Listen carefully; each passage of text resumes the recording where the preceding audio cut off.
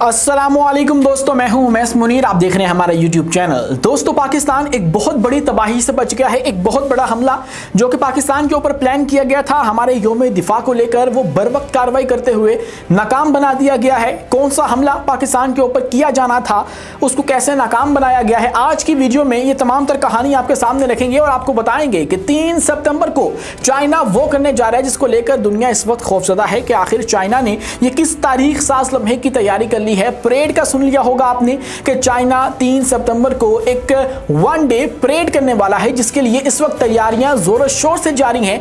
China की सड़कों के ऊपर, चाइना की फजा में आपको मुख्तलिफ हथियार नजर आएंगे, नकलो हरकत करते हुए हथियार नजर आएंगे, जो कि इस वक्त तैयार किए जा रहे हैं, रिहर्सल करवाई जा रही है ताकि वो 3 सितंबर को अपनी आवाम को महसूस कर सकें और उसी के साथ दुनिया को एक पैगाम दिया जा सके। वो पैगाम क्या होगा और क्या होने वाला है, क्यों होने वाला है, इन सब पर गुफ्तगू की जाएगी। और साथ ही साथ आपको यह भी बताएंगे कि हमारे air chief marshal Zaheer Ahmed Babar Sidhu और हमारे प्राइम मिनिस्टर शहबाज शरीफ की मुलाकात हुई है। उस मुलाकात के अंदर मुमकिन तौर पे कौन सी पेशरफ्त सामने आ सकती है, 6 सितंबर को पाकिस्तान क्या कर सकता है, इन सब पर भी गुफ्तगू की जाएगी। लेकिन आगे बढ़ने से पहले हमारी आपसे दस्तबस्ता गुजारिश है कि इस चैनल को लाइक कीजिए, सब्सक्राइब कीजिए और बेल आइकन को लाजमी दबा दीजिए ताकि हर नई आने वाली वीडियो आप तक बर वक्त पहुंच सके। दोस्तों, 2 अहम तरीन कहानियां हैं, डेवलपमेंट्स हैं दोनों तरफ से, हमसायों से भी और पाकिस्तान से भी। एक तरफ हम लोग अपने तूफानी तैयारे GF-17 थंडर की सालगिरह मना रहे हैं, जिसको आज 22 साल हो चुके हैं। 22 साल कबल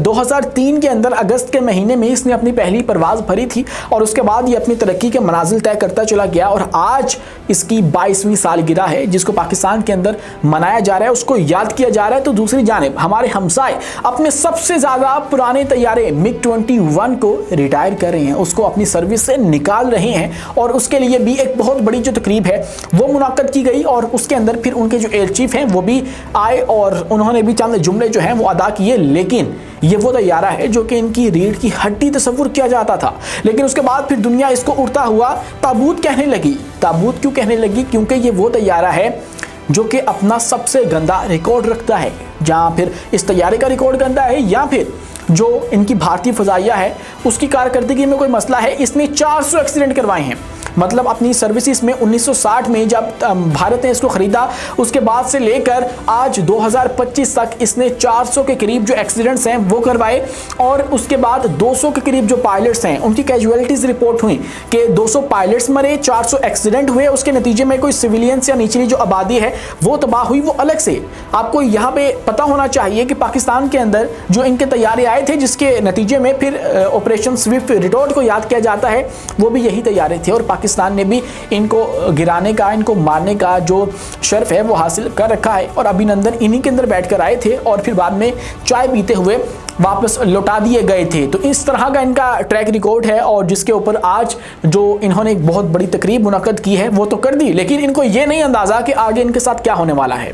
अंदाज़ा है लेकिन उसको जो है वो यूं जाहिर नहीं किया जा रहा। इनके पास जो स्क्वाड्रंस हैं वो ख़त्म होते जा रहे हैं, इनकी जो फ़ज़ाइया है वो बहुत ही एक बड़े बहरान का शिकार हो रही है और उनके पास अभी वो तैयारे मौजूद नहीं हैं जितने होने चाहिए थे, वो तादाद मौजूद नहीं है और उसके लिए ये सोच रहे हैं कि हम लोग किस तरफ जाएं, हम लोग 5th जनरेशन की तरफ जाएं या 4th जनरेशन को ही कंटिन्यू करें।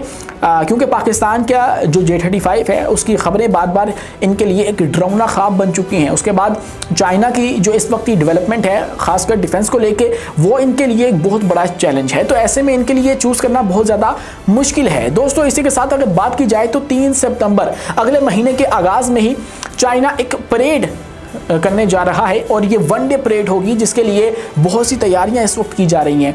अपने हथियारों को दोबारा से जो है वो रिहर्सल करवाई जा रही है ताकि उस रोज़ हम लोग दुनिया को एक पैगाम दे सकें। और ये भी कहा जा रहा है कि कुछ तैयारे ऐसे भी होंगे जो कि पहली दफ़ा जनूबी एशिया के अंदर लोगों को देखने को मिलेंगे और चाइना उनको दुनिया के सामने रखने जा रहा है। और 3 सितंबर को जब वर्ल्ड वार 2 की सालगिरह का मौका है और 80वीं सालगिरह है और जापान के ऊपर फतह के तौर पे चाइना इस परेड को करने जा रहा है और 2 सितंबर को वियतनाम करने वाला है। तो ऐसे में जो एक बहुत बड़ा फौजी ताकत का मुजाहिरा है वो किया जाएगा। इनकी आर्मी, इनकी नेवी, इनकी एयरफोर्स, ये तमाम तर अफवाज हिस्सा लेंगी और अपनी अपनी जो आइटम्स हैं, अपनी अपनी जो चीज़ें हैं वो दुनिया के सामने रखी जाएंगी, नुमाइश होगी, उसके बाद परेड होगी और बहुत कुछ होगा, जिसके लिए इस वक्त उनके अंदर ही नकलो हरकत हमें देखने को मिल रही है। बहुत से डिफेंस सिस्टम, तकरीबन HQ सीरीज़ की तमाम तर जो डिफेंस सिस्टम है वो भी घूमते फिरते दिखाई दिए हैं। HQ11 से लेकर HQ29 तक, सैटेलाइट किलर तक जो है वो हमें चाइना के अंदर इस वक्त देखने को मिल रहे हैं। इसी के अलावा YJ-15 से लेकर जो DF-26D है, ये तमाम तर मिसाइल भी हमें इस वक्त चाइना के अंदर देखने को मिल रहे हैं। मकसद यही है कि इनको तैयार किया जाए और तैयार करके जो आने वाला एक बहुत बड़ा इवेंट है, हिस्टोरिकल इवेंट है, क्योंकि ये भी कहा जा रहा है कुछ मुबस्सिरीन की जानिब से कि इस तरह का जो इवेंट है वो चाइना बाजुकात नहीं किया करता। ये तारीखी लम्हा है, एक तारीख साज लम्हा है जब चाइना ये करने जा रहा है और बहुत से ऐसे हथियार जो कि पहले दुनिया ने नहीं देखे थे वो अब पहली दफ़ा दुनिया देखेगी, क्योंकि चाइना की हमेशा से पॉलिसी रही है कि अपने ऊपर एक गुलाफ चढ़ाकर अंदर जो कुछ करना है करो, लेकिन दुनिया को पता ना लगे। लेकिन अब चूँकि चाइना ने हालिया गुज़श्ता कई सालों में कोई जंग भी नहीं लड़ी है और कोई पावर शो का मौका नहीं मिला है, पाकिस्तान के थ्रू उनके हथियार पूरी दुनिया के अंदर मकबूल हुए, लेकिन चाइना खुद भी अब लगता है कि इनका मुजाहिरा करेगा, दुनिया को बताएगा कि हमारे पास ये ताकत मौजूद है। जैसे पूरी दुनिया करती है, कोई नया हथियार बनाती है, कोई नई चीज़ तैयार करती है तो उसको डेब्यू किया जाता है, उसका डिस्प्ले किया जाता है। तो अब चाइना भी ऐसे ही करने जा रहा है। और इसी के साथ दोस्तों एक अहम तरीन जो डेवलपमेंट है वो ये हुई है कि हमारे air chief marshal Zaheer Ahmed Babar Sidhu हमारे प्राइम मिनिस्टर से मिले हैं। उनके साथ मुलाकात के अंदर बहुत से जो कमेंट्स हैं फिर वो सामने आ रहे हैं। कहा जा रहा है कि J-35 को जो गो अहेड है वो दे दिया गया है और उसके बाद जो रिसर्च एंड डेवलपमेंट है उसको लेकर गो अहेड दे दिया गया है कि पाकिस्तान की जो एयरफोर्स है वो कर सकती है, क्योंकि हमारी एयरफोर्स वो एयरफोर्स है जो कि अपनी रिसर्च भी करती है, अपनी मैन्युफैक्चरिंग भी करती है, अपने तैयारी भी खुद ही तैयार करती है। इवन के जो अमेरिका है उसकी भी एयरफोर्स इस तरह के काम नहीं करती है, उन्होंने भी डिफरेंट कंपनियां जो हैं वो रखी हैं अपनी हथियार तैयार करने के लिए, उसके बाद उनको वहाँ से ख़रीदा जाता है या ऑर्डर दिया जाता है। पाकिस्तान की एयरफोर्स इतनी सलाहियत रखती है कि उनका अपना एक रिसर्च विंग है और अपनी जो मैन्युफैक्चरिंग है वो भी की जाती है। इसी के साथ अगर मज़ीद बात की जाए आज की मुलाकात की, तो आपको पता होना चाहिए कि मुलाकात ऐसे वक्त में हुई है जब हमारा जो यौम दिफा है वो चंद ही दिन दूर है और उसके बाद फिर हम लोग यौम दिफा के मौका पर पूरे पाकिस्तान के अंदर सेलिब्रेशंस करते हैं, मुख्तलिफ जो तकारीब हैं वो की जाती हैं, तकरीरें होती हैं, अपने शहदा को याद किया जाता है जिन्होंने 1965 के अंदर पाकिस्तान का दिफा किया था। और फिर उसके बाद ऐसी मौका के ऊपर कोई बड़ा इवेंट हमें देखने को मिल सकता है। क्यों? क्योंकि 14 अगस्त 2025 जो कि हालिया यौम आज़ादी गुजरी है, ऐसे पर भी हमने एक गैर मामूली इवेंट किया, हमने एक एयर शो किया, उसके बाद एक स्टैटिक डिस्प्ले भी किया, क्योंकि हमने वो हथियार दुनिया के सामने रखने थे जो कि भारत के ख़िलाफ़ इस्तेमाल हुए थे, क्योंकि हम लोग फाते थे, हम लोग जीते हुए थे, हमारे पास कॉन्फिडेंस था। तो ऐसे में फिर हमने ये किया। तो अब लगता ये है कि 6 सितंबर को भी कुछ हो सकता है और उसके हवाले से ही आज की ये मुलाकात रखी गई हो और उसके अंदर कोई मुमकिन तौर पर पेशरफ जो है वो सामने आई हो। लेकिन जो अलामिया जारी हुआ है, जो इन्फॉर्मेशन सामने आई है वो यही है कि हमारे प्राइम मिनिस्टर ने हमारे शहीनों को सराहा, उनको एक्नॉलेज किया, उनके हौसले बुलंद किए हैं और उनकी तारीफ़ आज की इस मुलाकात के अंदर जो है वो की गई है। दोस्तों 6 सितंबर यौम दिफा, इस मौका के ऊपर जब पाकिस्तान अपना जो इवेंट है वो कर रहा होगा और अपने शहदा को याद कर रहा होगा, ऐसे पर एक बहुत बड़ा हमला प्लान किया गया था फितनतुल खारिज जिनको पाक अफवाज कहती हैं उनकी जानिब से, लेकिन उसको हमारी जो इंटेलिजेंस कम्युनिटी है उसकी जानिब से नाकाम बना दिया गया है।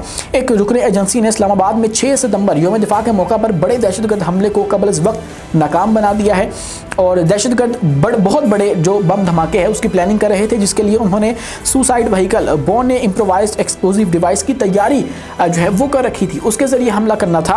और दहशतगर्द सेल का जो मरकजी कमांडर है वो भी गिरफ्तार कर लिया गया है। एक अफगान निजात खुदकश बमबार जिंदा गिरफ्तार हो चुका है। मजीद 5 दहशतगर्द भी पकड़े गए हैं। तमाम गिरफ्तारियां इस्लामाबाद के करीब तरनौल से अमल में लाई गई हैं और वो गाड़ी भी कब्जे में ले ली गई है जो बड़ी मकदार में धमाका खेज मवाद रखने के लिए तैयार की जा रही थी। और इन सब का जो ताल्लुक है वो TTP से बताया जाता है, फितनतुल खारिज से बताया जाता है। अब ये तसव्वुर कर रहे होंगे कि हम लोग यौम दिफा के मौका के ऊपर जब ये अपना डिफेंस को ही सेलिब्रेट कर रहे हैं तो एक और हमला करके इनकी जो रिसेंट कारकर्दगी है उसके ऊपर एक सवालिया निशान लगा देंगे, लेकिन ऐसा हो नहीं सका। और पाकिस्तान की जो एजेंसीज हैं उन्होंने पहले ही इनको जो है वो रोक लिया और इनकी जो ये कोशिश थी उसको नाकाम बना दिया है। आज के लिए इतना ही। अपने मेज़बान हूँ मैं मुनीर को दीजिए इजाज़त। मिलते हैं अगली वीडियो में किसी नई मालूमात के साथ। शुक्रिया, अल्लाह हाफिज़।